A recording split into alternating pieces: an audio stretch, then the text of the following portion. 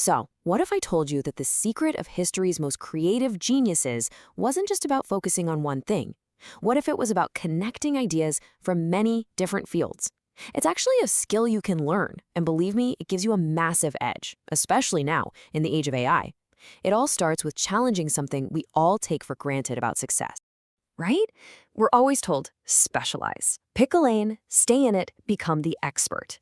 But that's only like half the story. Just think about Leonardo da Vinci. He wasn't a genius just because he was a painter. He was a genius because he connected painting with anatomy, with engineering, with biology. Or, Steve Jobs, who famously merged the world of technology with the elegance of calligraphy. This isn't some rare, magical talent. It's a way of thinking. And before we can learn it, we have to understand the hidden cost of our modern obsession with focus. Okay, so let's dig into the problem itself. Because being a specialist is powerful, for sure. But it comes with this hidden cost that can seriously cap our creative potential. I mean, think about it. From the time we're young, our whole system is basically designed to turn us into specialists. We're pushed to find a niche and then just dig deeper and deeper into that one narrow area. And look, that's great for building specific skills, no doubt. But it can make us miss a really crucial part of what it takes to be truly innovative. And here it is. This is the core issue. See, creativity isn't just about having facts in your head. It's about how your brain connects those facts and ideas together. When you only operate in one little mental neighborhood, your ideas start to get, well, predictable. You're basically shrinking the playground your brain has to come up with something genuinely new. So, if hyperfocus is the problem, what's the solution? Well, it's this really cool idea called polymathy, which is all about strategically broadening your knowledge to unlock your creative superpower.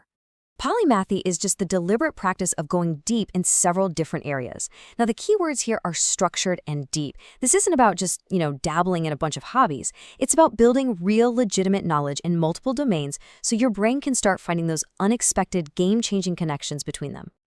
Yeah, and let's be super clear about what this is not. True polymathy isn't about collecting random skills or trying to multitask 20 things at once. It's actually the opposite. It's about the disciplined pursuit of expertise in different fields, which then feeds back into your main work in these incredibly surprising ways. David Epstein, in his fantastic book Range, just nails this point. The research is totally clear. Broadening your experiences in your knowledge base is one of the most reliable ways to boost your creative output. You're just building a bigger, better toolkit for solving problems. And you see this pattern again and again throughout history. Da Vinci studied anatomy not just because he was curious, but to understand exactly how muscles moved under the skin. That's what made his art so breathtakingly real. Benjamin Franklin's scientific mind made him a way better diplomat. And today you've got innovators like Elon Musk who combine physics, engineering, and economics to completely blow up entire industries. The big breakthroughs, they almost always happen between the disciplines, not just inside them. Okay, so why does this work? I mean, what's actually happening in our heads? The answer is pretty amazing, and it lies in the neuroscience of creativity. There are real biological reasons why learning across different fields makes you more innovative. First off, you're literally expanding your brain's network. When you learn about diverse subjects, you're lighting up distant neural circuits. This creates more crosstalk in your brain, letting all these different parts talk to each other. And that conversation, that's where creativity is born. Second, it builds up your power for analogical thinking. So instead of asking, what's the solution in my field, a polymath asks a totally different question. Where have I seen a problem that looks like this in a completely different field? This lets them borrow and adopt solutions from one world to another. And cognitive scientists have found that this kind of thinking, this is at the heart of almost every major breakthrough. As Hofstadter and Sander put it, analogy isn't just a tool, it's the actual engine of creativity. It's how we make sense of something new by relating it back to something we already know. And finally, it develops something called cognitive flexibility. This is your brain's ability to just smoothly shift perspectives, to adapt its thinking on the fly. And that skill isn't just linked to creativity, it's tied to overall adaptability and even long-term intelligence. It's a huge deal. Okay, this all sounds great in theory, but how do you actually put it into practice? Let's break down a simple, practical framework you can start using like today. It's a simple 4-step process. First, pick your anchor field. That's your main area of expertise. Second, add a distant field. So not technology and software, but maybe technology and psychology, or business and philosophy. That distance is what creates the creative sparks. Third, you have to actively look for patterns and metaphors you can transfer between them. And finally, you force them to integrate. Try to explain one field using the language and models of the other. And to make this a real habit, try something small. Just spend 15 minutes a day exploring a totally different field.